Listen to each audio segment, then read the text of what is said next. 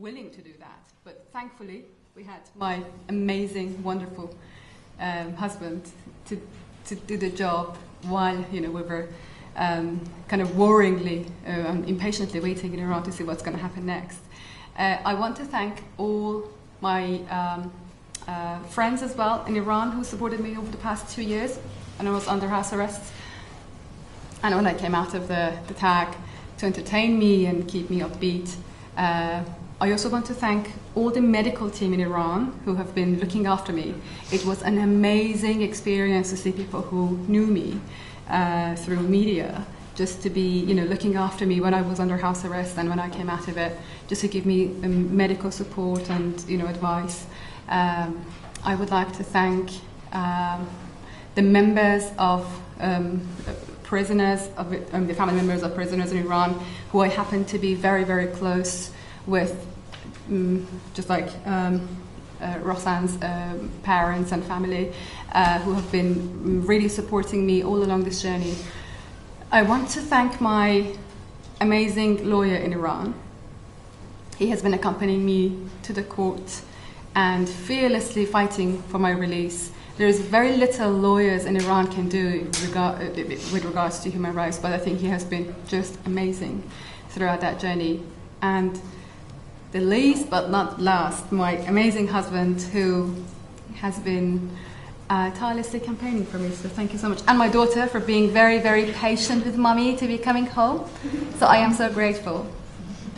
I also want to mention one thing, and that is I believe that the meaning of freedom is never going to be complete until such time that all of us who are unjustly detained in Iran are reunited with our families. To begin with Murad, but also the other dual nationals, members of the like religious groups or prisoners of conscience who are, we do realize that if I have been in prison for 6 years, there are so many other people, we don't know their names, who have been, suffering in prison in Iran. So I think the justice in Iran does not have any meaning, because in worst case scenario, you are, being given the unfair trial. If you're lucky, then you'll be picked up by a kind of semi-fair judge, but in most cases, you're not being lucky. The journey back home was tough. I grant what Richard said, to thank the Foreign Secretary. I do not really agree with him on that level. I'm going to tell you that because I have seen 5 Foreign Secretaries changed over the course of 6 years. That is unprecedented given the politics of the UK. I love you, Richard. Respect whatever you believe. But I was told many, many times that, oh, we're going to get you home. That never happened. So there was a time that I felt like, do you know what? I'm not even going to trust you, because I've been told many, many times that I'm going to be taken home. But that never happened. How many foreign secretaries does it take for someone to come home? 5? It should have been one of them eventually. So now here we are. What's happened now should have happened 6 years ago.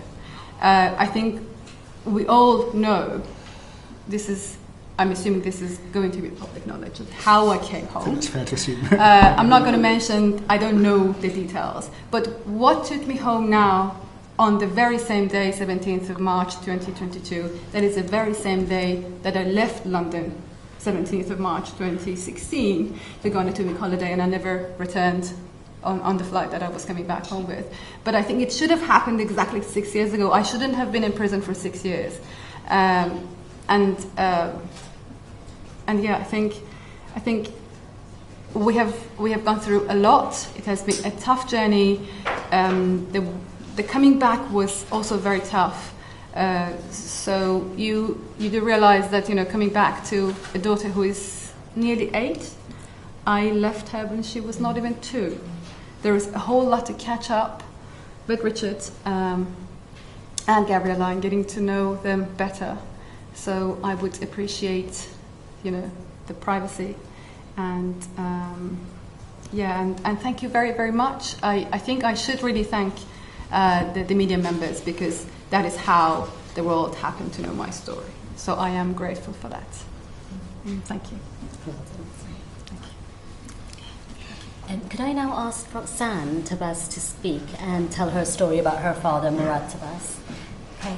Firstly, I'd like to thank the Ratcliffe family for giving me the platform to share our story. And I think it goes without saying that we're genuinely pleased for both of you, for your extended family, and we hope to share a similar experience in the very near future. My name's Roxanne, as Tulip said. I'm Murad and Vida Tawaz's eldest daughter. It's been over 4 years now since my father was detained and my mother was put on a travel ban within Iran. As you can imagine, my siblings and I are desperate to be reunited with our parents, and therefore I'm here today to ask the question of why my father, as the only UK-born national, has been abandoned and left behind there. My father was removed from his cell at Evin prison yesterday, but we've only just found out before we started this afternoon that he's been returned to the prison. Contrary to the public statements that have been made, he's not been reunited with his family, and he certainly has not been given a furlough, as was part of the deal that was presented to us. From the outset, we were always assured by the FCDO that my father would be included in any deal that was made to release all of the hostages, so we're truly devastated knowing now that this was not the case. Further to our dismay, we learnt that he'd been left behind through the media last week. To Prime Minister Johnson and Foreign Secretary Truss, we beg you to please stand by your word and bring back both of my parents, my father and my mother. Thank you. Thanks, Ross. Thanks very much. I'm going to take questions from the floor now. If you wouldn't mind standing up, a mic will come to you. Even if I know you, and not everyone on this panel might not know you, so please say your name and which organisation you're from. Yes, could I take indications, please? Becca, they'll do first. You can, yeah, there's a mic. I'm actually quite loud, so... We know. No, okay. There is a mic behind you. There you go. Thank you so much. And Nazanin, it's wonderful. It's wonderful to see you home. So I just want to start off saying that. But it was a long 6 years. It was 6 years where you were, apart from Richard and your daughter, who was but a baby and then a toddler, the government repeatedly refused to acknowledge the link between your imprisonment and that debt, which has now been paid. And while you must be absolutely delighted to be home, I guess my question is, do you feel really angry with the government too, that it took too long? And also, what's your message to political prisoners that are still left behind? Thanks, Beth. Thank you. I think the answer is clear. I cannot be happier, a lot happier than this, that I'm here. But also, like I said, this should have happened 6 years ago. So I think that answers your question. That I always felt like I am holding this black hole in my heart all these years, but I'm just going to leave that black hole in my heart. I'm going to leave that black hole on the plane when the plane lands. I'm not going to live for the rest of my life with a grudge over the past 6 years. It has been cruel what happened to me, but I think I do not want to this moment is so glorious for me. So I don't want to, and it's kind of early days that I have come back. So I think it's a bit early to think that, to hold onto that grudge. But it should have happened 6 years ago. I mean, it took a long, very, very long time for the politicians to sort it out. I was the lucky one who, regarding the second part of your question, I was the lucky one who got to be recognized internationally given the campaign which was running, but there are so many other people in prison that you don't know their names, and they have been in prison for longer years than I have been. So I think regarding every person has got the right to be free, and freedom is something which has to be given to people. And I think the world should unite together to make sure that there is no one held either hostage or in prison for something they haven't done. Thanks, Nazanin. I might do row by row. It might be slightly easier, so I'll come to you next. Thank you. Mike, please. Carl Dinnan from ITV News. Nazanin, first of all, I hope you understand just how delighted everyone in this country is to see you back. Our hearts have gone out to your family all the way through this, and it's wonderful to see you sitting here. Thank you. Perhaps you could just tell us how much you were aware of when you were being held, of what was going on in the outside world and the efforts to get you out, and perhaps also the setbacks. You talked about five foreign secretaries over 6 years. Of course, one of the foreign secretaries who dealt with your case was Boris Johnson, and he said, sitting in one of these rooms, that you were out there teaching journalists, which you weren't. Did you hear about that, and what did the Iranians tell you about what it did to your plight? How did you feel it affected what happened to you? I did not have much information about the outside world. Being in prison, prison is a very secluded space. You only have got access to state media and a couple of newspapers, and there were not much happening. And we had like visits every week. But then I would have loved to spend the time with her, so long as she was in Iran, than talking about politics, if I'm honest. So I didn't know what was going on. If only something was coming up in the news, then I would have known. Otherwise, no. And I think there is a lot to know now that I've come back. So we will have so many nights of chatting about stories. Perhaps at the moment the necessity of talking about them is less than what it used to be at the time. But I think there were times that I realized that I'm in prison. I've got 40 minutes to see my baby and have a story with her, or do something. We used to have lots of stuff in the visit room, like coloring and singing and things like that, and I was not going to miss that opportunity. So I did not spend time following the politics behind my story. And I thought, you know what, I am powerless in prison. I will see what will happen. And that was how I took it, because that was like a way for me to survive, because I couldn't. When you accept that you don't have, you do not have the means to get to know what is happening outside, then you're going to have to come to terms with that, and that's what I did. So the answer is no. Thank you. Yes. Hi, Martin Stew from ITV News London. Nazanin, 3 years ago, Richard and Gabriella were handing in a Mother's Day card to 10 Downing Street to try and get your freedom. Looking forward to this Sunday, first Mother's Day for 6 years, you get to spend it together. What are you going to do, and how special a moment is that going to be? I didn't know that Sunday is Mother's Day. Sorry, the only thing... The only thing I knew was yesterday was Nowruz, was the Persian New Year. And the only thing that I did was we just quickly put the table together, and with the people that were with them, we just sat down and I just talked to my family, and I just enjoyed the moment. So we'll see how it goes. Do that on Sunday. Yes. Can I come to you, please? Can we get the mic? I'll do row by row if that's okay. Welcome back, Nazanin. Amazing to see you here. Can I ask how you felt as you walked down the steps of that plane of Brize Norton? Is it too early to say what the future now holds? Is there anything you want to say about the difficult times you spent in jail? And most importantly, how are you? It's very early to think what is going to happen next. That moment was precious. I have been waiting for that moment for such a long time. And I was overwhelmed, specifically to get to know Gabriella and Richard after such a long time. It was a very, very emotional moment. But I don't know. We will see what happens in the future. I think it's too early for me to think about that. I'm just enjoying the moment at the moment. Thank you. I'll come to you next. Yeah. Would you mind handing the mic over, please? Thank you.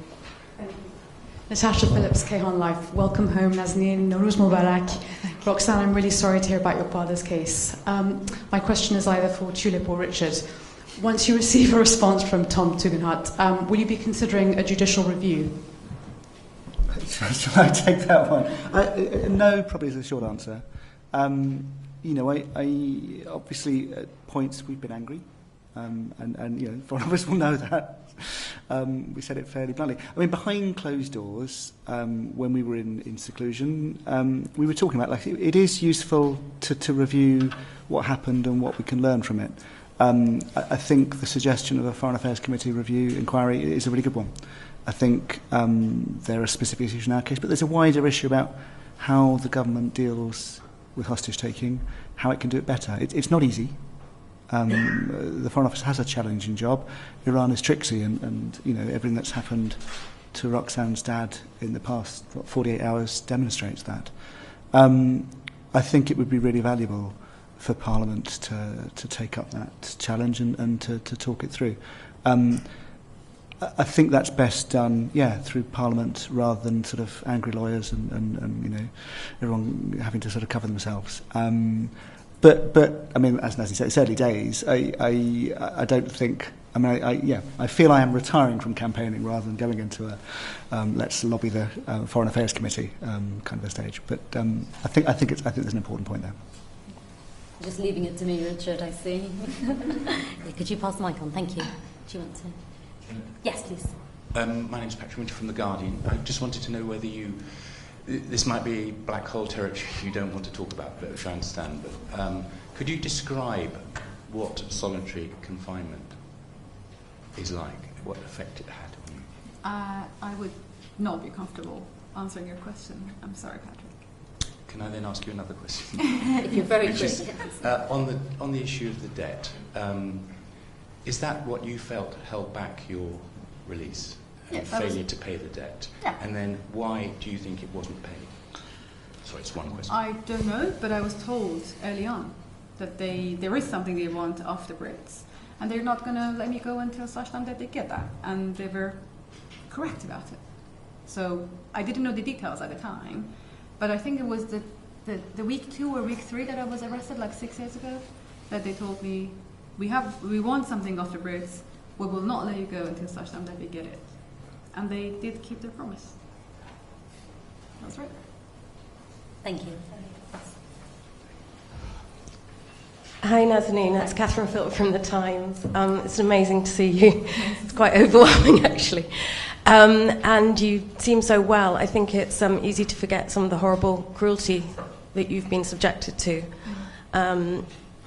And I wanted to ask you about, I know you've had some advice from Terry Waite about how to emerge from this trauma that you've been through, and I just wondered if there was any of his advice that you could tell us that you've drawn some comfort from.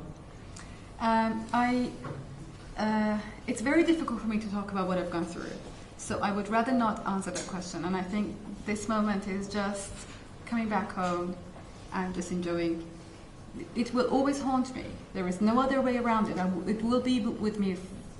I mean, Terry Waite is a good example. It is never going to leave you alone. But I think at the moment I would rather just focus on the moment of coming back home. Sorry, Catherine. That's absolutely fine. Can I just then ask you, have you tidied the flat yet? I don't know. I haven't been to the flat yet. We haven't gone back to the flat yet. Brace yourself. Thank you. Is there anyone in the third row? Yeah, could I come to you, please? Sorry. Yes, for you. So, and then we'll come to this bit. Hi Nazanin, just wanted to say welcome home. We're just so pleased to have you here. My name is Lynn Rusk. I just wanted to ask, I suppose, was there a specific memory of home, of your daughter Richard? What was it, do you think, that really helped you survive through this time? What is it that you're most excited to be back for? My memory faded as the time went by, but the most visible memory was Gabriella playing and Richard getting me a cup of penalty at the time, because I was breastfeeding, so I was having penalty. But that was the most vivid memory that I would have. But then it then again faded gradually, so I had very vague memory of that. We still haven't picked up because we haven't been to the flat, so we're looking forward to that. Thank you. Yeah. Stephen Castle from the New York Times.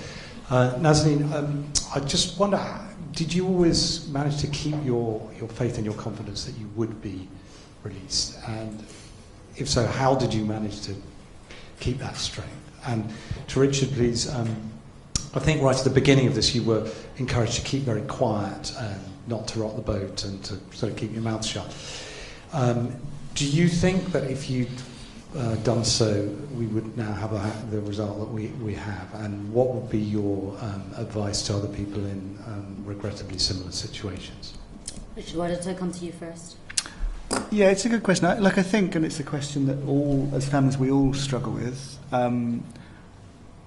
6 years on, I don't think I know what the best solution is, if I'm honest. I think it felt right. I mean, we waited for a month, actually. We didn't go public day one. And then we went loud, and we went consistently loud. And I always used to beat myself up as to what we could do to get it over the line. What was going to, it wasn't just simple outrage. There was more going on. And our story, your dad's story, you never know what you don't know. I think my advice to any family is to follow your gut and to be authentic about it.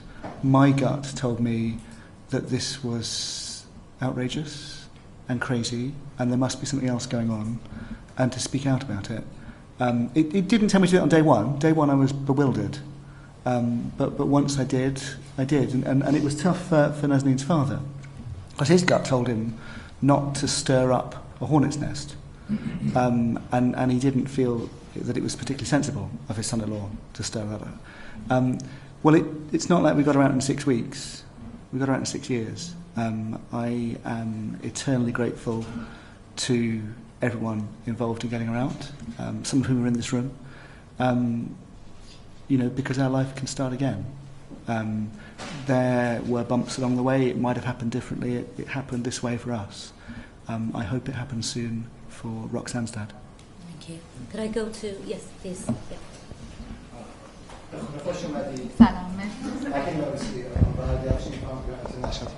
Thank you. This is a question I'm asking Richard regarding this. As you know, there are other dual nationals detained in Iran, like Murad. Will you really want to retire from campaigning and speaking out for others? Or are you going to carry on campaigning for them? The short answer is Nazanin wants to come home to a husband and to normal life, not a professional campaigner. I think, it's every family battles in their own way. We all are part of a club that no one wants to belong to. And we do all care for each other and behind the scenes all help each other imperfectly, like all things in life. And I think, for me, we'll see what happens if there is sort of an inquiry, if there is... there were various things we were in the middle of with campaigning that we might finish off and carry on, things like Magnitsky sanctions, that are a collective effort that will probably calm down a bit our involvement, but won't disappear. But no, my job is to recover, and for us to be a normal family again. It's not to be sitting here in front of you guys for years to come. Thank you. Could I go to the lady? Yeah, please. Hi, it's Tessa from 5 News. It's wonderful to see you home, and wonderful to see Richard with such a big smile on his face as well, because we've all seen him in grumpy different circumstances. I wonder if I could ask you, did you know that Richard had it in him to campaign and to be so unswervingly dedicated? And did you learn much about yourself while you're away too? And second question, there's a wonderful photograph of you when you get home and you're holding Gabriella and your head is on Richard's shoulder. And I wonder if you could tell me how you felt when that photo was taken. It is surreal to come back and to be holding my husband and my baby, who's not baby anymore. But also I think, I'm not going to answer the first part of your question, but the second part of your question is, I did go through a journey to get to know myself a lot better, to get to know my strengths and my faith more than anything else. It was a journey with a huge price. But I think it is something that not many people in the world would experience. So looking back, we paid a huge price for it, but at the end of the day, it made us a lot closer. We made so many good friends and got to know families of the ex-prisoners or prisoners who are at this moment in prison. So I think it made us a lot closer to each other and a lot stronger together. But we paid a massive price for it. Thank you. I'm sorry, we're really short of time, so if you could only ask one question, I'd be really grateful. Yes. Hello, David Bond from the Evening Standard. Can I ask, was there a moment, or were there moments, where you thought you were about to be released, and you might be able to come home, that were then dashed, and how did that feel? Yeah, there were many moments that I felt like that. I felt like I was left behind. I assume this is exactly what Morad is feeling at the moment, that, you know, two of us came home, he was left behind. So I fully understand what he's going through at the moment, because it is disappointing. It kind of, it puts you in a situation that you can easily lose faith in everything. I have been through that, I think, twice over the past, maybe 3 times over the past 6 years. That is why I think what we should be doing for Morad is something that shouldn't have happened to him. He should have been on the same flight with us coming home, and it should happen to the other dual nationals. So I think it is frustrating, it is disappointing, but then, in my opinion, it was my faith that made me go through it. Yes, thank you. Henry Bodkin from The Telegraph. A question for Roxanne. Do you have any idea from the government whether they have any bargaining chips in respect of getting your dad home? Are you hearing anything from them? Is there anything practically that you would urge them to do to help speed up the process? And are you frustrated perhaps that your dad's release wasn't linked to the payment of the debt? There was an opportunity there. Thank you.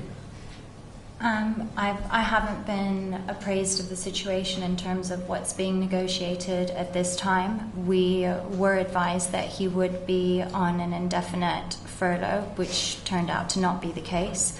And we also were advised that my mum's travel ban would have been lifted as well, which is also still not the case. I'm not a politician, so sadly I can't advise anyone in the government what they can offer and negotiate, but we just urge them to bring them back home. They've been there a very long time. Would you mind passing the mic to Rosamund, please? Yeah, thank you. Hi, it's Rosamund from the Sunday Times. Congratulations, it's wonderful to see you, and congratulations, Richard. I just want to know, the last few days before you came home, when did you feel secure in the knowledge you were coming back? And Richard, when was that feeling for you as well? Oh, only when I got on the plane, not before. Because there has been so many games in the past that I did not feel like I should really let myself believe the moment. And I think it was just the moment that the airplane, the stairs went up and it took off that I realized that, oh, the moment is real. Yeah, same for me. I think there's a lot of games that happened that we didn't air and perhaps won't ever want to air. But there's a lot of uncertainty about what's going to happen in the last stages, and our experience and many other hostages as well.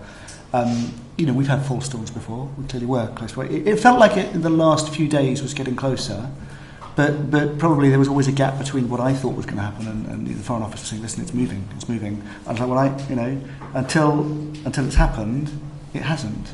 Well, now it has, and it's a lovely feeling. Sophia.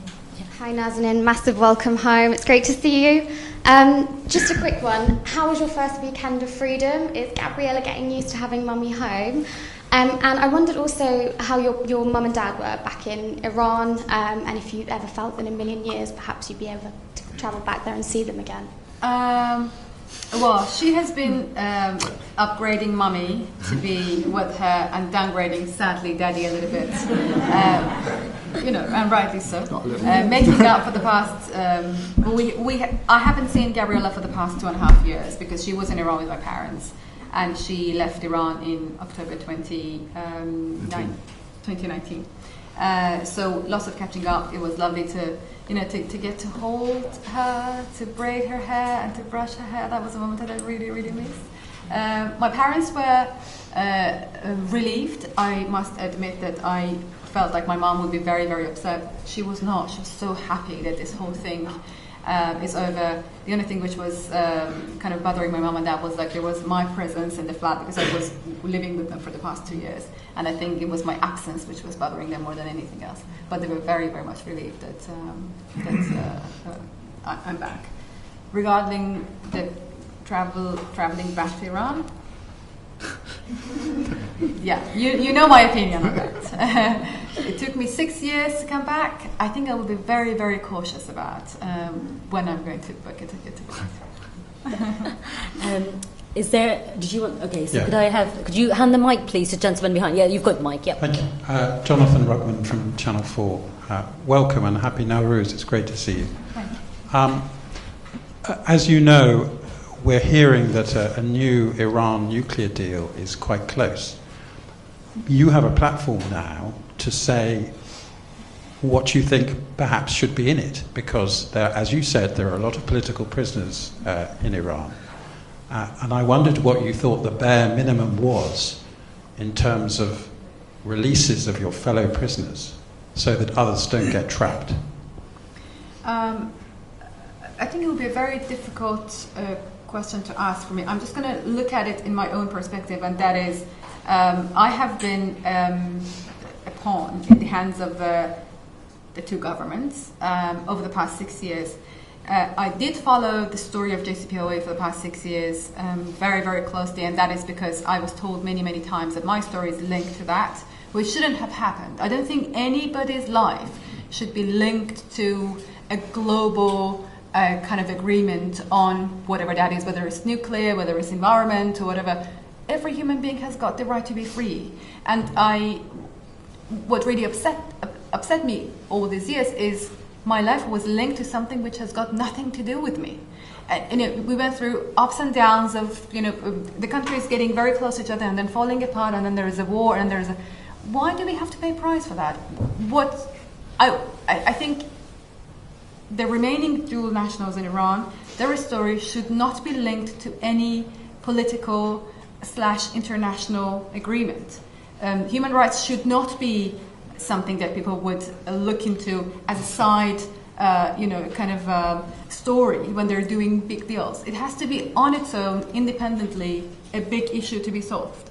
So I was the lucky one who came home. There are so many other people who are still, remaining in Iran in prison, and I think their story has to be separately dealt with and not with any international agreement.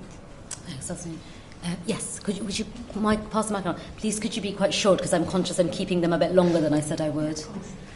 Hi, I'm Amy Gibbons from PA. Nazanin, it's wonderful to see you back.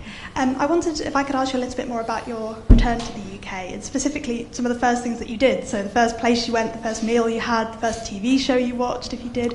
And also you talked about how you dreamed about doing the school run. I don't suppose you've had a chance to do that yet. You're looking forward to it. And then lastly, what do you think will be the most difficult thing about adjusting to life back home with your family? I'm not any of those. I haven't got home yet. I was basically living in a suitcase over the past 6 years. I'm still living in a suitcase. So my husband has been picking up my clothes. I don't know, I think it would be... The school run is something that I will look forward to, because I want to get to know her friends and the community better. But I also think we will have a lot of adjustment. Getting to know each other and, getting to get into each other's rhythms. So we will just take it very slowly. Yes, please. Hi, Natalie from Ham and High. It's a very local question. First of all, just so thrilled that you're back, and the whole community is going to be really thrilled that you're back, marching with Richard, protesting and everything. You might not know, but do you have plans to stay in London, or are you thinking we might just kind of get out of London and start a new life somewhere else? No, I think we are planning to stay in London for the time being. Yes, please, in the back. Could I go to you first, sitting down, and then I'll go to... Yes, okay. It's working to be doing it row by row, so yes, please. Hi, Nazanin. Tom Howard, GB News. It's obviously been such an awful ordeal in Iran, and you say that there are so many others that had your situation too. Is it a little worrying that the government has been seen to pay Iran in exchange for people being returned to the United Kingdom? And is there a concern there that it might encourage more hostage-taking potentially in the future? Yes. I'm going to jump in on Very that, complicated Tom. There is a moral hazard. Without doubt, a legal debt is not a ransom, but the guys that took Nazanin will be patting themselves on the back and saying, "We did well. Let's, squeeze Roxanne's dad. That's undeniable. It is a challenge for the government, for the international community generally, to deal with state hostage-taking. That can't be done just with carrots. It can't. It's a balance, and it needs to be worked out. And one of the conversations you've heard me say on your shows, on others, is the government needs to be brave, and being brave also means being tough. That's not a conversation to have right now, but I think in fairness, the Foreign Affairs Committee review, should they choose to do one, giving them a mandate where they haven't actually said they're going to do one, I think that'd be a really valuable way of exploring all of it, because there are no easy answers to this, and my view has had a lot of mileage. Not everyone agrees, and actually, how does one deal with tricky policy questions? It takes a village, just like getting Nazanin home. So I think it's worthwhile having that conversation in a brave and open and honest way, and we'll see where that takes us. Thank you. Okay, so I'm very conscious of time. I am keeping them from very long. Gentleman, the man who was very eager, and then there's 3 more journalists, and then that's it, please. Thank you. Theo Osher with LBC. Just a very short question to you, Nazanin. Were there any moments of kindness from those guarding your cell in prison, and how do you feel towards those who kept you captive? Yes, but I'm not going to answer that question. I'm so sorry. Sure. Right. Lady standing up, please. Yeah. Hi, Lucy Fisher from Times Radio. Welcome back, Nazanin. Thanks in part to Richard's remarkable campaigning, your face is really well known in the UK. And I wondered if you'd found so far that you're being recognised a lot in public, and also how you think you might cope with, frankly, your fame. Well, can I just answer that question? Gabriella told me on the phone one day, I was still in Iran, that, Mummy, you do realise that you are very famous, and then it's me, and then it's Daddy. Okay, fine. And then I said, okay, it's not good to be famous, because, you want to have a normal life, and, just to have a... And she was like, oh, you're not going to be famous forever, maximum a week. So we're bracing ourselves for a week of fame, and then we're just going to have a normal family.